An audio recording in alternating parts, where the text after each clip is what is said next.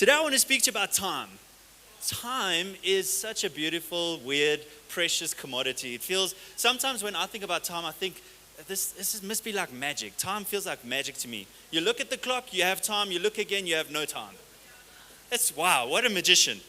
I have this thing in our house where I'm always like to my children and to my wife, everybody, we're leaving in 30 minutes, all right? 30 minutes, everybody here. And then Dominic's like, Dad, don't pressure me. I don't perform well under pressure. Well, 30 minutes, everybody. And then it's like 20 minutes, yet I haven't started getting changed. 20 minutes, and we're in the car. Whoever's not in the car, I'm leaving without you, all right? Then we get to 10 minutes. I'm like, Milena, have you still not put your shoes on? I want to leave in 10 minutes. I go brush my teeth. I look again, and it's 5 minutes past the scheduled time that we are supposed to leave.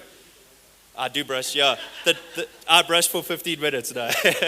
But the whole point of this is that time just goes and goes and goes, and many of us think we have more time than we actually do. Every morning it catches me by surprise. I thought I had more time than I actually do. Now I'm rushing out of the house. We're driving extra fast to get to church because we thought we had more time than what we actually do. And don't we treat life like that? We often treat life like we have more time than what we actually do, because we don't know how much time we have left on this earth. Sitting here right now, you don't know how much time you have left. Do we have weeks? Do we have months? Do we have years? It's a scary thought, but I've been processing as we speak about legacy. I don't know how much time I have left. And so I have to make the most of every moment that I have left. In Psalm 90 verse 12, it says, teach us to number our days. Teach us to number our days. Why? Because many of us spend each day wasting some time because we think we have a lot of time left. Teach us to number our days. God, show me to number my days so I don't waste a moment or an hour or a second of a day that goes by. May I not waste the purpose of God in my life because I think I have more than I actually do. God, teach me to number my days so that I can have a heart of wisdom. Give me a heart of wisdom. What does that speak about? A heart of wisdom is actually then going, God, give me wisdom to do what you want me to do. That I don't waste time on things you don't want me to waste time on. But give me wisdom to actually live the life you've called me to live. Give me wisdom to make the right decisions. As Pastor Stella said 2 weeks ago, David asked God, he inquired of God, is this something you want me to pursue? And that's been something that's stuck in my heart since she preached that in the Legacy series. God, not just for the church, but is this something you want me to pursue? I'm inquiring of you. Give me wisdom. Is this something you want our family to pursue? Do you want us to buy another car? Is this something you want me to pursue? Do you want us to feed our children? You do want us to feed our children. Psalm 92, teach us to number our days. Why? Because we so quickly, in this generation, in this day and age, waste our days. And if we're speaking about legacy, we cannot be wasting time because we don't have time to waste. We need to leave legacies that are actually going to be worth something. So today I want to preach on the title, The Dash of Life. The Dash of Life. See, life is so fast-paced. Everything about it is fast-paced. I can guarantee you that you've said this to someone, let's have a quick coffee. I want a quick meeting. Quickly change this on the design. If you're a designer, I apologize for anybody who doesn't know what work you do. Because they quickly change this on the design, if there's any designers in the house. It's never quickly to change something that you took forever to make. Or editing a video, quickly change this part, that changes the whole video. No. Sorry, I'm just venting for those who haven't vented before. But everything's so quick. Quickly do this, quickly do that. Oh, we're quickly going to go on a date because we have to squeeze our marriage into the busy schedule that we have. Quickly, everything's quickly. You blink your eyes and it's June. You blink your eyes again, the best holiday club ever has passed. All the effort put into it is over. The team, by the way, have been incredible. I just want to say, Holiday Club team, if you've been part of it in any way, you are amazing. And we haven't even started, but we were here till 10:30 on Thursday night, and they were cutting papers and sticking stuff, and we were dancing at the back, and I couldn't walk for 3 days. It was amazing. But you blink and it's Christmas. You blink and your kids are now adults getting ready to get married. You blink and you're crying because they're getting married. You blink and you're older. You blink and it's 2028 because you think it's 2025 and the next thing is, COVID was so long ago. Life happens at a rapid pace. The dash of life, it's so fast. But what are we doing in the dash? What are we doing between when we were born and when we die? Because in between is a dash and that's all we have. we have a moment, a little line to have an impact, a little line to leave a legacy, a little line to influence someone, a little line to share our lives with someone, a little line to leave a legacy of spiritual impact, a little line to give to the kingdom of God, a little line to build a kids facility. That is all we have. From birth to death, the line is all we have. What are you doing with your dash? I want to read a poem by a lady called Linda Ellis. It's called The Dash Poem. And I'm going to read it very slow so you can hear what she says. I think it's just such a powerful, powerful poem that I came across. I read of a man who stood to speak at the funeral of a friend. He referred to the dates on the tombstone from the beginning to the end. He noted first came the date of birth and spoke the following dates with tears. But he said what matters most of all was the dash between the years. For that dash represents all the time they spent on this life on earth. And now only those who love them know what that little line is worth. For it matters not how much we own, the cars, the house, the cash. What matters is how we live and love and how we spend our dash. So think about this long and hard. Are there things you'd like to change? For you never know how much time is left that can still be rearranged. If we could just slow down enough to consider what's true and real and always try to understand the way that others feel.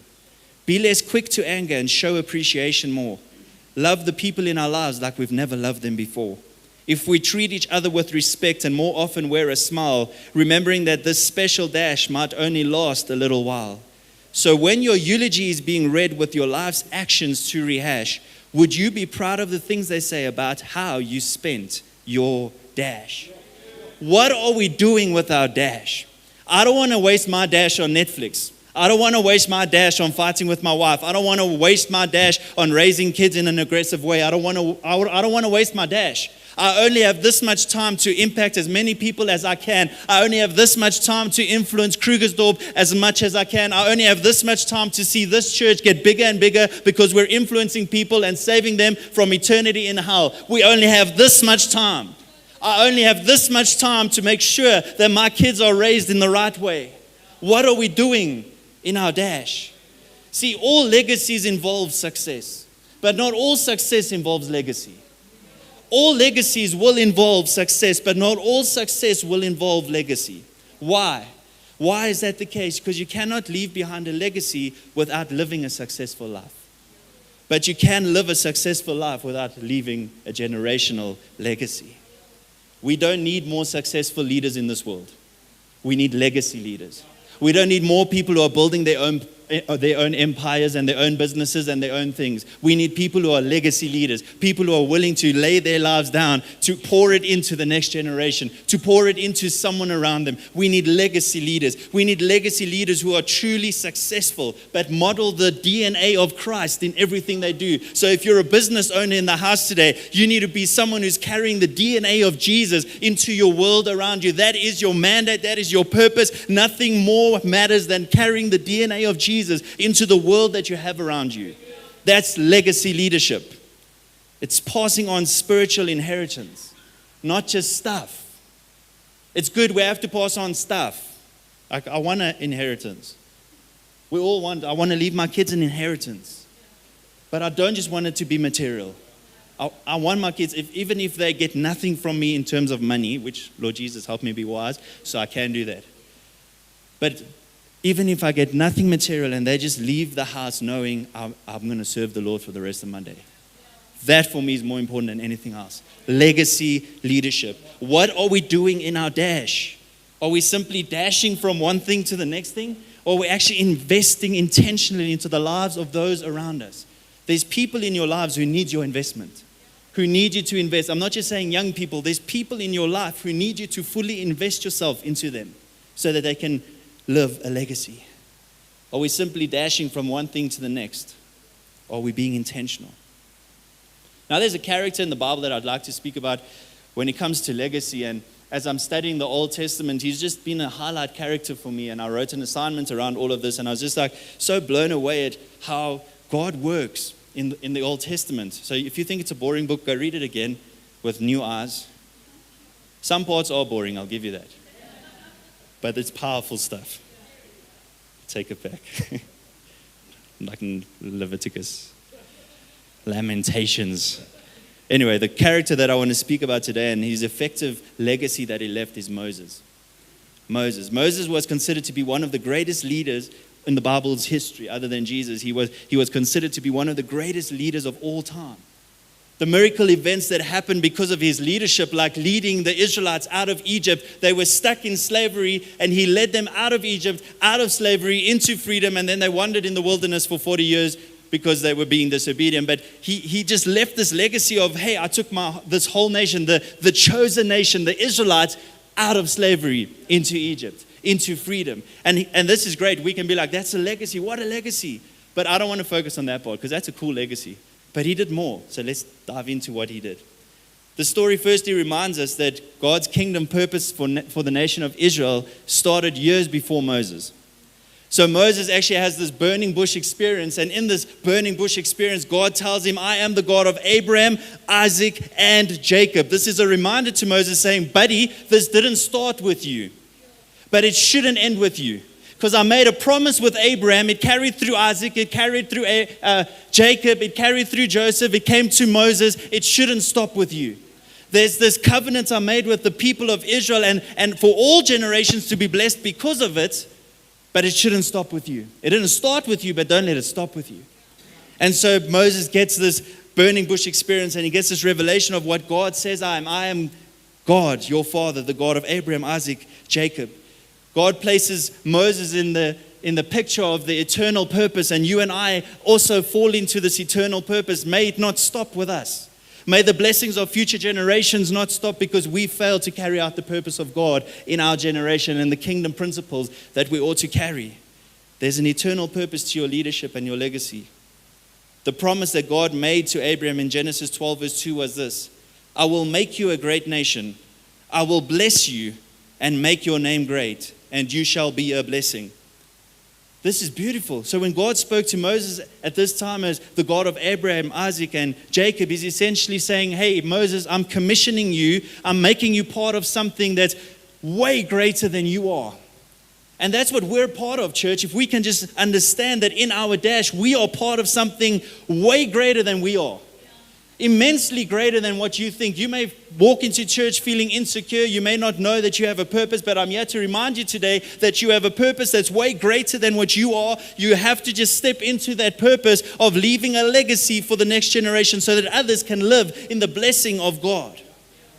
We are not the beginning of the story, but we are here to continue the legacy. We're here to share the gospel. We're here to see the lost saved. We're here to see people in Krugersdorp not go to hell because we had something to do with it. I'm reminded of a quote by Pastor Rich Wilkerson, and he says that let us be a people that smell like smoke because we grab them by their ankles to rip them out of hell.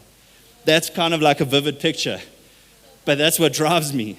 That we actually go, God, in my dash, I don't want to waste time. I want to rip people. I don't care if I smell like smoke. I don't care if I burn a little bit, but may they not go to hell because I was too lazy. May they not encounter Jesus because I was all about building my kingdom and my success. May it actually be something about living legacy that goes way beyond me, a kingdom legacy. Exodus 18 verse 14 to 21. Moses kind of gets told off in the story, and it's beautiful when older people tell you off. It's never beautiful. But his father-in-law speaks to him. It's bad when it's your father-in-law. So it says, when his father-in-law saw all that Moses was doing for the people, he said, what is this you are doing for the people? Why do you alone sit as judge while all these people stand around you from morning till evening? Moses answered him, because the people come to me to seek God's will. Whenever they have a dispute, it's brought to me, and I decide between the parties and inform them of God's decree and instructions. Moses' father-in-law replied, what you are doing is not good. Imagine that, reprimanded by your father-in-law. What you are doing is not good. You and these people who come to you will only wear yourselves out. The work is too heavy for you. You cannot handle it alone. Listen now to me, and I will give you some advice, and may God be with you. You must be the people's representative before God and bring their disputes to him. So just a zone out. Jethro is saying, hey, you do need to fulfill the purpose of being a representative to the people. You have to do that. However, he continues saying, teach them his decrees and instructions. Show them the way that they ought to live and how they are to behave.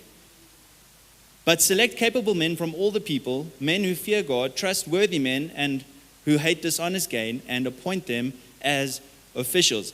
What Jethro is getting to is, as people in our dash, we cannot do everything and we cannot be everything for everyone. So, hey, Moses, it's great that you are a representative. Hey, church, it's great that we are representatives, but you cannot be for everything for everyone. So I have to raise up leaders around me to actually establish a stability, because it's not good if you're doing it alone. So, hey, here's legacy leadership. As a church, this is what we've been called to, legacy leadership. Let's raise people up so that they can help us lead in the world around us. Stop trying to do everything on your own. And that's a big message for me all the time. But hey, we need to raise up leaders. Legacy leadership. We need to leave a legacy, and that includes raising up leaders around you at your workplace. Who are you raising up? Who have you raised up to a standard that could outperform you possibly? Who have you raised up spiritually in your life? Not just your children. Who have you raised up? Who have you imparted into? It's amazing to see young people on the stage, but it's only possible because all of those young people have gone through people who love them enough to show them and be honest with them and teach them and shout at them sometimes and give them a hiding and love them some more. Why? Because we believe in the next generation, so we want to raise leaders. So Moses is being told, dude, don't do everything on your own. Raise some leaders. But then he also says, teach them and show them how to live and how they ought to behave. Too many Christians today aren't showing people how to live and behave because we're behaving and living like them. Could we be in a place where we say, no longer. That is not the legacy I'm leaving, that I just become whatever people want me to become. But I'm actually going to show them how to live and how to behave. As a boss, as a Christian owner of a company, I'm going to show people how to behave. Corruption's not a thing. I'll keep my integrity, thank you. I don't need to shout at my staff to get the message across. I don't know what it looks like in your world and in your environment, but can we show people how to live and how to behave by giving kingdom principles and leaving kingdom legacy? In our dash of life, can we make sure that we're leaving a legacy by living by the principle of multiplication? Teach them, invest in them, raise them, lead them, and at some point, sometimes, release them. That's the part I had about church. Releasing the young people. This idea of multiplication that Moses took, and actually he took his father-in-law's advice. That's already a miracle. One man taking advice from another man. But he took his father-in-law's advice and he wrapped his head around this multiplication principle. And because of that, he was able to zone in on Joshua. So he raised a whole bunch of leaders, but he really focused on Joshua. And we see through this relationship between Moses and Joshua, Moses actually poured his life into Joshua. Firstly, he literally blesses him because he recognizes that there's an impartation that needs to happen here. So Moses imparts spiritually, physically onto Joshua. But then he takes Joshua wherever he goes. It's like, yo, Josh, I'm going to the tabernacle. You coming with me? Yes? Oh, yes, you are. You don't have a choice. I don't care. We're going to the tabernacle. Then they go up the mountain. Josh, you coming with me? You're going to carry my bags? Cool, let's go up the mountain. And he spent every moment with Moses so that Moses could teach him how to behave, so that he could rub off on Joshua, so that when Moses was in the presence of God, Joshua was next to him experiencing the very same thing. This is what legacy looks like. It's not just saying, hey, do this and do that. It's actually getting around people and saying, spend some time with me. Let me show you how it's done. Let me impart some spiritual disciplines into your life. I'm going to check in on you every day. I'm going to message you. I'm going to see if you've read your Bible. I'm going to see if you've prayed today. You're going to tell me what you read and why you read it and what it meant to you. Because sometimes we're like, did you read your Bible? Yes. Okay, what did it say? Oh, it said this. Okay, cool. You remember the scripture. What did it mean for you? I don't really know. How are you going to respond to it? Because if you're just reading the Bible for information's sake, don't. Read the Bible and respond. Even if it's 2 verses, how am I actually going to apply this message to my life? What am I going to do today because of this verse? How can I apply it? Anyway, digress. Free info for you. So Moses understood this importance of leadership and imparting his leadership into Joshua. Moses raised Joshua spiritually, but he also gave him strategy. Joshua gave him strategy. Moses gave Joshua strategy. He taught him how to go to war. He taught him how to handle certain things. It's insane to read the whole of Exodus. Just go read it. It's amazing to see this relationship between Moses and Joshua. And through all the critical times, Joshua was there. He served his people by pouring his life into someone else. That's what Moses did. And immediately after Moses' death, Joshua is ready to lead Israel. Moses dies, Joshua leads. Just like that. Didn't say, but then Joshua first had to go through a 5-year leadership process so that he could one day lead the people of Israel. No, Moses died, Joshua rose up in leadership. Why was he able to do that? Because someone raised him right. Because someone imparted. So if I die today, I'm hoping and I'm praying that there would be a longevity beyond me. Same thing with you, that people would be able to carry on. Their lives would literally go to the next level once you die. And so this happened. Joshua didn't just say, hey guys, thank you so much. Moses is dead. Let's keep wandering in the wilderness for 40 more years. He said, hey guys, I'm ready to lead you into the promised land. Are we going? Yes, strategy. I'm sending some spies. Cool. Did you guys spy? Yes, great. What's happening? Then let's go. Let's attack them. Now, one thing about the great Old Testament story, all of the places that Joshua them actually conquered, at some point Israel had to conquer again. Because they went in and they conquered, but then the Canaanites came back and tried to steal the land again. And there was this war the whole time. But Joshua eventually led them into the promised land. There they are, into the promised land. The very land that God promised to Abraham in the beginning, I will give you land. And there they are, the Israelites access to land because Moses raised Joshua. And Joshua led them into the promised land. Joshua knew how to do war. He imparted keys of success and strategy to the people below him. So he continued in somewhat leaving a legacy to those that came after him. He led them into the promised land, but then what we see is that Joshua actually failed to leave a spiritual legacy. So Moses imparted strategy and spiritual legacy. Joshua just did strategy. And then what we read later on because of this is that there was a generation that came after Joshua that stopped serving the Lord. Because Joshua, as much as he was still in love with Jesus, as much as he still passionately pursued Jesus, he didn't transfer that legacy to the next generation. Let's read it together in Judges 2, verse 7 to 12.